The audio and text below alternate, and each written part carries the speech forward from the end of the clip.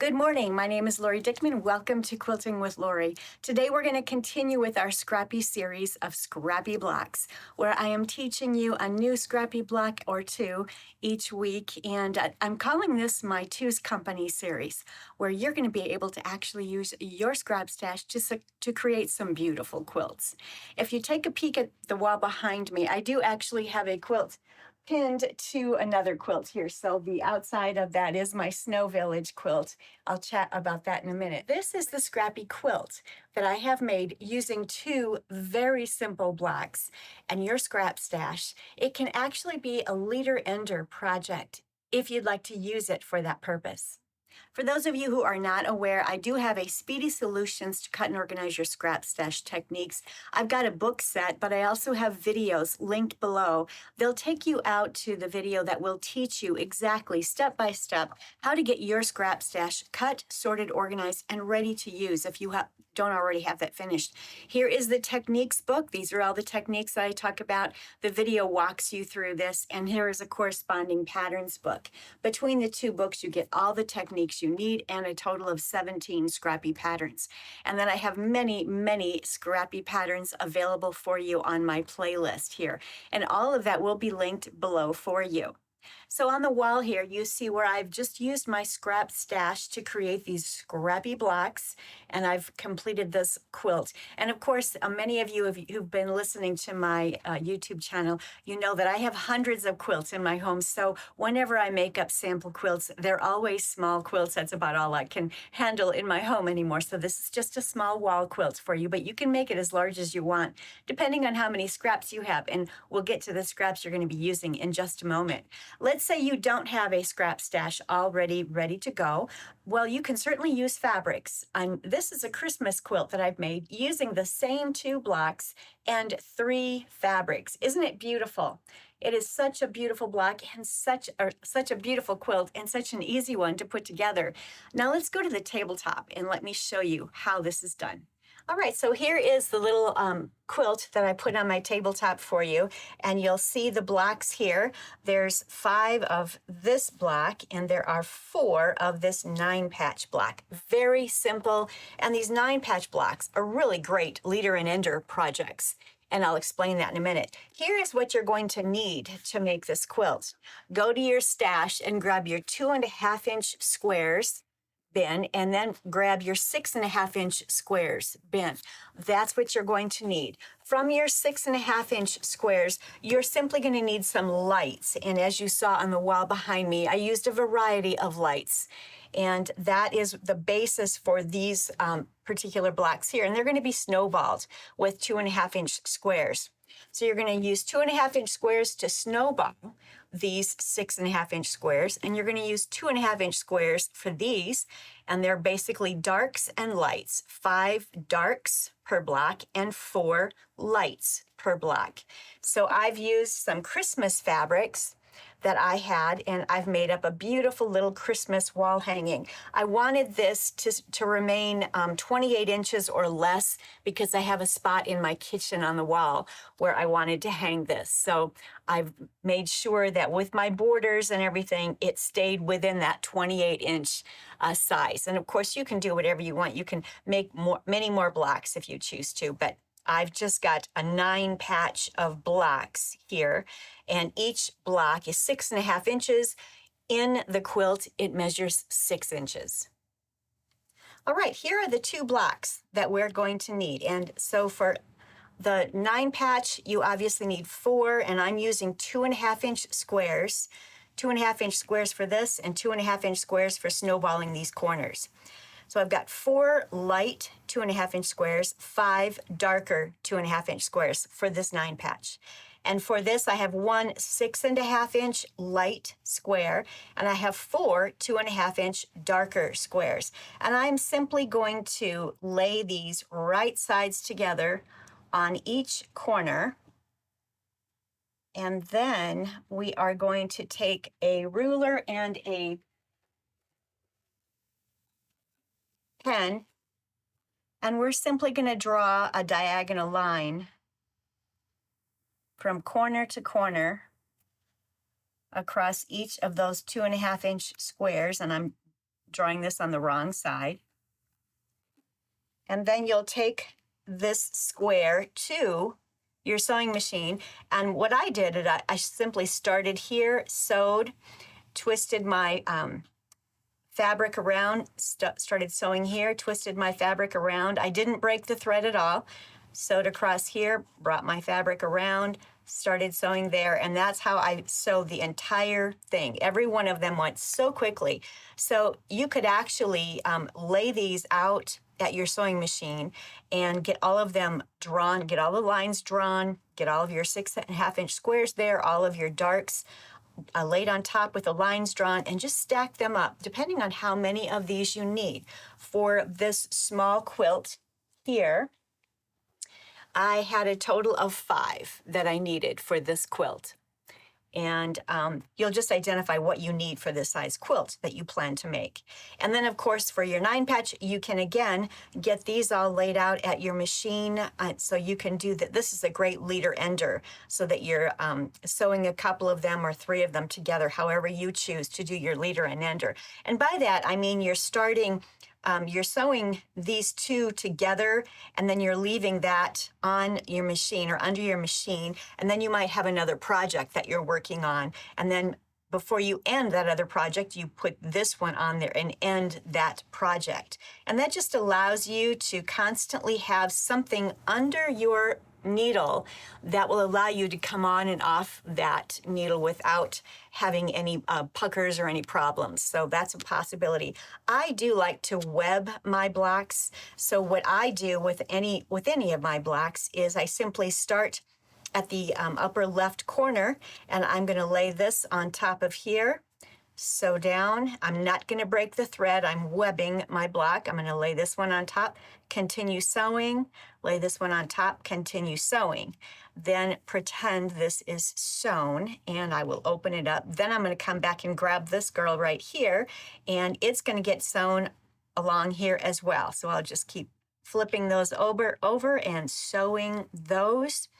And then the 3 columns have been sewn together. They're all webbed together. Then all I have to do is sew the 2 rows together, and it's complete.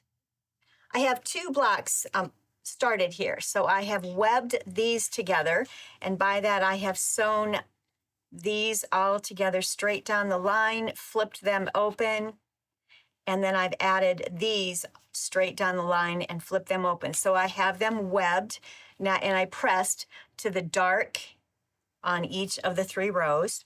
And then I can simply go ahead and nest my seams and sew the last 2 rows, and that block will be done. Then I will want to make sure to square it up, press it, square it up to 6.5 inches. You can nest your seams, you can press your seams open, whichever you prefer. If you do press your seams open, I would recommend you shorten your stitch length a little bit just to make sure things don't pop out. But either way, it works beautifully. So I have pressed mine to the dark in this case. Now let's look at this block. So what I did is I started right here. I laid it on my machine, and I stitched I stitched right next to the line that I drew. And the reason that I did that, I stitched to the outside, is because when you fold this over, you're allowing for the fold of fabric that does eat up a little bit of the fabric. So I always stitch just closer to the corner there, just on the outside of that line. So I stitched, and then I just brought it around, stitched again, brought it around, and you can see the thread there as I brought it around, stitched again, did the same thing here, brought it around, and there's the thread where I stayed connected and continued sewing. So that is how I sewed this block. I did it all in one fell swoop. I didn't break my threads. Now what I can do is press them all open, and then what I can also do is grab my rotary cutter, just allow a 1/4 inch seam allowance. And all of these little girls, you could actually, if you wanted to, go back around again at a 1/2 inch and create another half square triangle, or create a half square triangle. But for me, that's really too small. I would prefer to take these and put these in my crumb container. So I'm going to put this in the darker crumb container, and this is going to go in the light crumb basket. And I will make crumb fabric from those pieces right there. So that is my plan for the extra little triangles that are left over here. Got some fun projects in mind. If you haven't seen my crumb quilt playlist, you need to go out and check that out. I'll have a link below, and you can see how to make crumb fabric and how to use your crumb fabric. So I'll press those open, and then I need to square it up to 6.5, and you definitely need to square it up because sometimes these outer chunks here make it a little wonky. So definitely square it all up to 6.5 inches because this block will need to match this block when you're done. All right, I've laid the quilt out here for you, and here is the one block that I finished, and I've squared it up to 6.5 inches. I simply pressed everything to the dark, and I pressed these inside seam allowances toward the outer dark corners there. So that's how I've pressed mine, 6.5 inch square. Here is the snowballed 6.5 inch light square, and I simply pressed those out to the dark as well and squared it up to 6.5 inches. So this is the block that goes there. Maybe you can see it better up here. This is the block that will go there. And they're very simple blocks, so easy to make. And the design that you end up with is beautiful. There's actually a secondary design that I keep seeing as I'm looking at this. I see this beautiful sort of a medallion that's popping out at me in the center. And then I see these beautiful X rows and the O's that are popping out all around the quilt. And I'm going to take you to the wall here so that you can see that as well on the wall with the Scrappy quilt. And again, what I did for borders, I did I cut 2.5 inch wide light fabrics for the inside border that finishes at 2 inches. I cut 2-inch red borders that finished at 1.5 inch, and I cut 1.5 inch dark borders, and that finished at 1 inch. And that allowed this quilt to remain just the size that I can use it to hang in a specific area in my kitchen. But it's a beautiful, beautiful quilt. I love it, and so fast. I did this in just a couple of hours. I recommend you grab your scrap stash, your 6.5 inch squares, your 2.5 inch square, maybe in fall or Christmas themes, or maybe a baby theme. What a beautiful baby theme quilt this would make as well if you have a lot of baby fabrics. Use my Speedy Solutions techniques. They'll teach you what you need to know to get your scrap stash cut, sorted, and organized. And then, of course, in here, there are there's a dozen beautiful Scrappy quilts in here, 5 additional Scrappy quilts there. So check that out. There'll be a link below. Now let's go to the wall and check out that Scrappy quilt. All right, we are back at the wall here, and I just wanted to share with you how I put these together. As you can see, I have 1, 2, 3, 4, 5, 6, 7, 8, 9, 10, 11, 12. I have 13 of the snowballed blocks in this quilt. And then I should have 12, 2, 5, 6, 7, 8, 9, 10. Yes, 12 of the 9-patch quilts in this particular quilt. And then you can make this as large as you want. It just depends on how many scraps you have.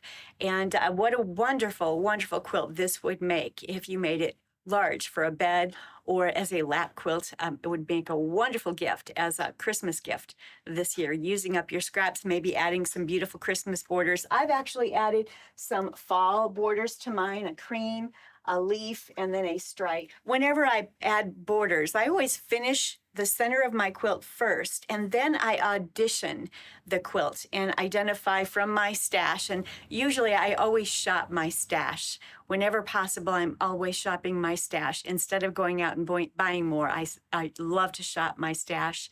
And so then I'll audition the different fabrics and just see what I like best. And those are the fabrics that I came up with for the border. So I recommend whenever you're making a really scrappy quilt like this, finish your center quilt first and then start auditioning your border fabrics to see what you like. All right, let's take a look at what this one looks like. I'm going to pin it to this as well. So there's a lot of activity going on up here. Let me grab one more pin.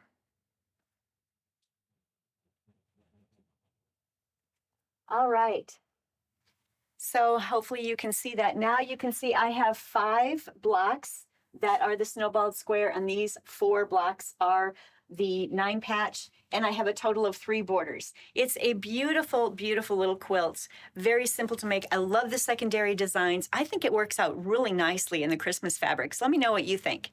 And I also love, of course, the scrap fabrics. I love being able to use up my scrap stash, and I hope that you do too. I've got many more patterns coming, so stay tuned for more on my Scrappy series. I'm calling it Two's Company, where I'm showing you 2 different blocks each week that you can put together and create a beautiful scrappy quilt.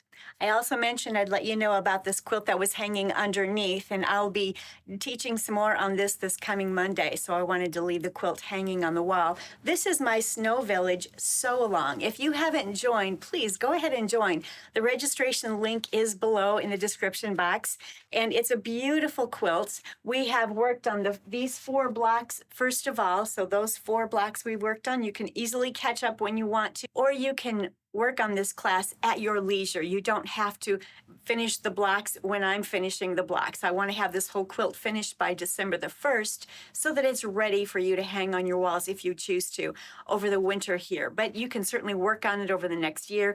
The pattern and the video tutorials will be out there permanently so that you can look at it anytime you want to finish it. But we have already done the 4 houses up here. We're going to be working on these 4 houses down below here on Monday. So that's our next project. We're going to be learning some paper piecing on the pine trees. We're going to be working on some beautiful fusible applique of the snow. We're going to be teaching you how to use your hot fix gun to apply these beautiful crystals to all of the snow. I'm also going to be teaching you a faux flange binding as we finish this quilt. So there's a lot going on. I hope you'll join us. Check out that link below.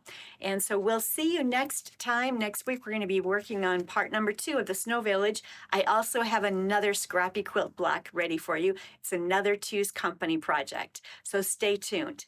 And until next week, happy quilting.